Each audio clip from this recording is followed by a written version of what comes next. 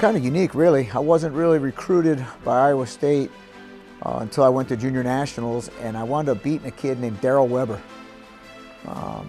when I was a junior in high school. And the next thing I knew, I got a call from Jim Gibbons, and we started talking, and he basically said that this kid's going to Iowa, and because you're beating this kid, you need to come to Iowa State, because that's who we've got to beat, these Hawkeyes. And that was it. That was when I heard that, and then I came up here and saw this and understood a little bit of the Iowa State rivalry. It was definitely a place I wanted to be. I tried to quit. I tried to go home. In today's day and age, I would have transferred, right? It was hard. I didn't get a takedown until February of my freshman year. Didn't win a match my freshman year. Couldn't make weight. So the adjustment for me was very, very, very hard. And luckily I had a great support system that wouldn't let me quit.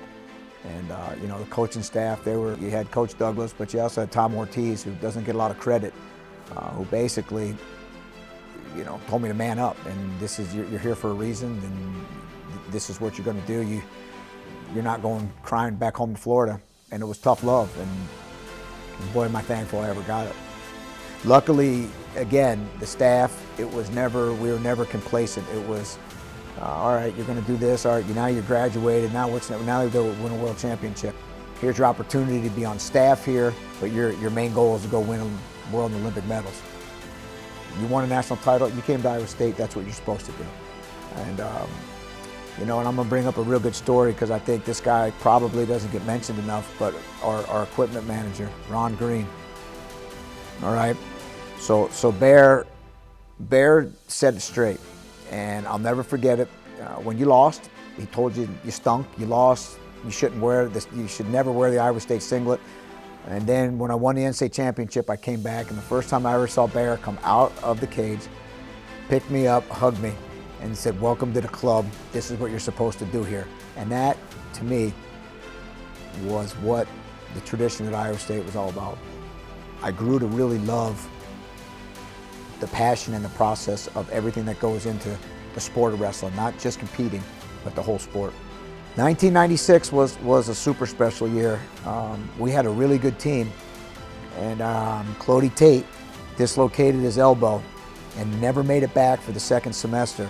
And we go to Stillwater, Oklahoma for the Big 8, and I think we had 5 champs, and then we all go to the national tournament in Minneapolis. And I remember after day one, we had a special kid, Jason Nuri. He wrestled behind Eric Aiken his whole career, finally got his chance. And Nuri was our spark plug. Nuri worked harder than anybody than I've ever seen. And all of a sudden, Nuri gets on a roll, and Dwight got on a roll, and Derek Mountsier started getting on. Barry Weldon's on a roll, and we cut our weight and we go to bed. And I think we were like 13-1 after the first day. Everybody's in the second round except one guy, and then all of a sudden, we got 3 guys in the semis, and then everybody's winning their blood round matches, and we got 3 guys in the finals, and we look up at the scoreboard, and we're like in second place. And super special. You don't go to the NCAA tournament with 5 guys and take second. And it was probably one of the most special teams I've ever been a part of. Wherever you go, I'm associated with Bobby Douglas, and it's you get questions over in Russia about him. You get questions when you're in Iran about him. So he's an awesome person. He took me from a guy that didn't know if he could really do something, and believing in me and working with me, to somebody that helped me accomplish everything that I did. You can't do this on your own. And we're very tight. We have this is a group text thread of about 40 guys, and we stay in constant communication. It's absolutely the biggest brotherhood you could possibly have. It's awesome. It's a bond that, again, will never be broken. So for me, this is the highest honor I've ever achieved, or ever received, I guess I should say. And so it's one of the most special things that has ever happened to me. And to be in here, the legacy. There's so many better wrestlers, number one, that are not in the Hall of Fame. So many better coaches here that are not in the Hall of Fame. So many better athletes than I ever was. So for me to be able to be a part of this it's a dream come true. And again, this is the end of it all. And it comes full circle, and I'm just super excited.